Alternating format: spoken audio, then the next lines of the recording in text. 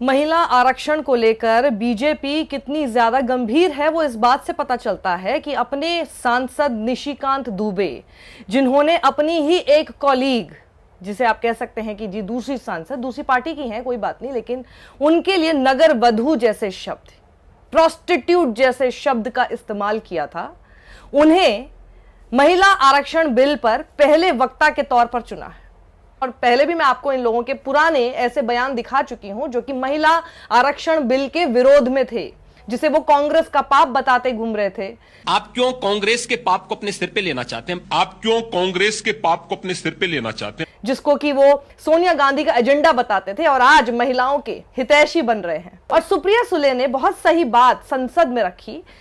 मैं आपको बता दूं, जिन्हें नहीं पता है कि महिला आरक्षण बिल पर 7 घंटे तक चर्चा है और चर्चा हो रही है सभी जो ये सांसद हैं, विपक्ष और पक्ष दोनों के। तो सुप्रिया सुले ने कहा कि मैं दूसरों की किसी की बात नहीं कर रही, बल्कि यहां तो अब मैं खुद के लिए लड़ने आई हूं और मैं बताती हूं कि मेरे बारे में आपके महाराष्ट्र के भारतीय जनता पार्टी के अध्यक्ष ने कैसे शब्दों का इस्तेमाल किया था, जिसको मैंने मुद्दा नहीं बनाया, लेकिन ये तो आप लोगों के विचार हैं महिलाओं को लेकर और आप महिला हितैषी होने की बात करते हैं। और अब जब बात महिला आरक्षण बिल की हो रही है तो उसमें कैसे आप लोगों के सामने अपने लिए राजनीतिक लाभ 2024 में महिलाओं द्वारा मिल सके, उसके नाम पर एक शिगुफा छोड़ दिया है। लेकिन सच्चाई पीछे क्या छुपी हुई है वो आप गौर से सुनिएगा, समझिएगा, क्योंकि यह बात तय है कि आज जो निशिकांत दुबे ने संसद में कहा और जो अभी तक कल से आप सुन रहे होंगे कि ये सब सिर्फ कहने की बात है, 2024 क्या 2029 तक भी शायद ये महिला आरक्षण नहीं होने वाला है। ये तो और ज्यादा जो सबकी चिंता थी, सबका डर था, उस पर और ज्यादा मुहर लगाते हुए आज निशिकांत दुबे ने जो बात संसद में कही, पहले वो सुनी और फिर मैं बताती हूं कि इसका मतलब क्या हुआ।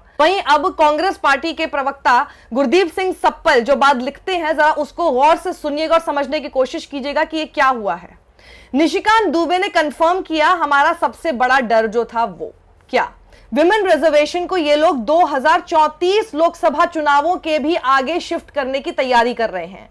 अगर लोकसभा के चुनाव अपने नॉर्मल शेड्यूल के हिसाब से होते हैं तो विमेन रिजर्वेशन जो है वो 2039 में आएगा, यानी 2039। बात कब कर रहे हैं? 2023 में, क्योंकि 2024 में इलेक्शन है और इस बीच और भी इलेक्शंस हैं जो कि स्टेट में हैं। और महिलाओं की नाराजगी अब 10 साल तक तो चला नहीं सकते ना, 10 साल तक तो इस तरह से चला नहीं सकते कि जी महिलाएं जाके बम्पर वोट करें और वो कभी नाराज भी ना हो। तो महिलाओं की नाराजगी को साधने के लिए इलेक्शन में पता है कि महिलाओं का वोट सबसे ज्यादा इंपॉर्टेंट नरेंद्र मोदी के लिए है, क्योंकि आपको पता ही है कि महिलाओं ने भर भर के वोट इनको किया था और महिलाओं को अपनी तरफ खींचने के लिए इन्होंने आज 2023 में ऐसा ऐलान कर दिया जो कि इंप्लीमेंट नहीं होने वाला है 2039 तक भी।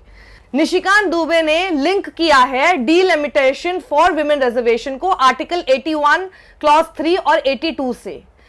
ये आर्टिकल ये कहते हैं कि जो डीलिमिटेशन है वो होगी 2031 में होने वाले सेंसस के बाद। आपको पता ही अभी तक 2021 वाला सेंसस भी नहीं हुआ है, कोविड का हवाला दे दिया और उसके बाद से अब तक सेंसस नहीं हुआ है। सेंसस इन लोगों की प्राथमिकता में नहीं है।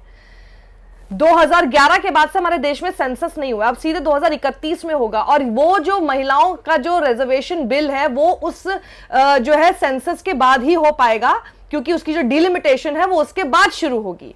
आगे वो लिखते हैं तो यानी इसके अंदर कम से कम 2 साल तो लगेंगे सेंसस की रिपोर्ट जो 2031 में होगी उसको पब्लिश होने में। 2 साल हो गए तो 2031 में सेंसस होगा, उसकी रिपोर्ट को पब्लिश होने में 2 साल और, तो 2033-34 के आसपास का समय लगा लीजिए। तब डीलिमिटेशन कमीशन बनाया जाएगा which will take another couple of years, जिसमें और समय लगेगा और सारे साल लगेंगे जो है डीलिमिटेशन कमीशन बनाने में। तब तक तो 2034 का लोकसभा चुनाव भी खत्म हो चुका होगा। तो 2024, 2029, 2034 3 लोकसभा के चुनाव अभी हो जाने वाले हैं और महिला आरक्षण का इसमें कहीं दूर तक आपको नामो निशान मिलने वाला नहीं है, क्योंकि सच्चाई ये है जो मैं आपको बता रही हूं। बीजेपी का आर्ग्यूमेंट है कि सुप्रीम कोर्ट जो है वो स्ट्राइक डाउन करेगी if delimitation is done before 2031 census is wrong and misleading, क्योंकि बीजेपी ये कह रही है कि देखिए हम अभी नहीं कर सकते, क्योंकि हमने अगर करने की कोशिश की 2031 के सेंसस से पहले, हमने अगर इसको करने की कोशिश की इस डिलिमिटेशन को, तो सुप्रीम कोर्ट उसको स्ट्राइक डाउन कर देगा।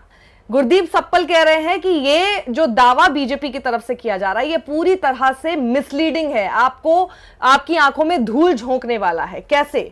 This freeze on delimitation till the census after 2026 was introduced through 84th Constitution Amendment in 2001। वो कह रहे हैं कि 2001 में जो 84th Constitution Amendment था उसमें ये डिलिमिटेशन पर जो रोक लगाई गई थी वो सेंसस तक रोक लगाई गई थी आफ्टर 2026।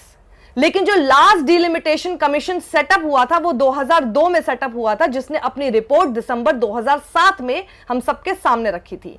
जो कॉन्स्टिट्यूशनल फ्रीज है वो सिर्फ पॉपुलेशन बेस्ड डिलिमिटेशन पर है, किसी और तरह के डिलिमिटेशन पर नहीं है, यानी परिसीमन पर नहीं है। सिर्फ जो जनसंख्या के आधार पर परिसीमन किया जाता है उसके ऊपर रोक लगाई हुई, फ्रीज लगा रखा है। लेकिन और किसी और तरीके का अगर आप डिलिमिटेशन परिसीमन करना चाहते हैं तो उसके ऊपर कोई रोक नहीं है।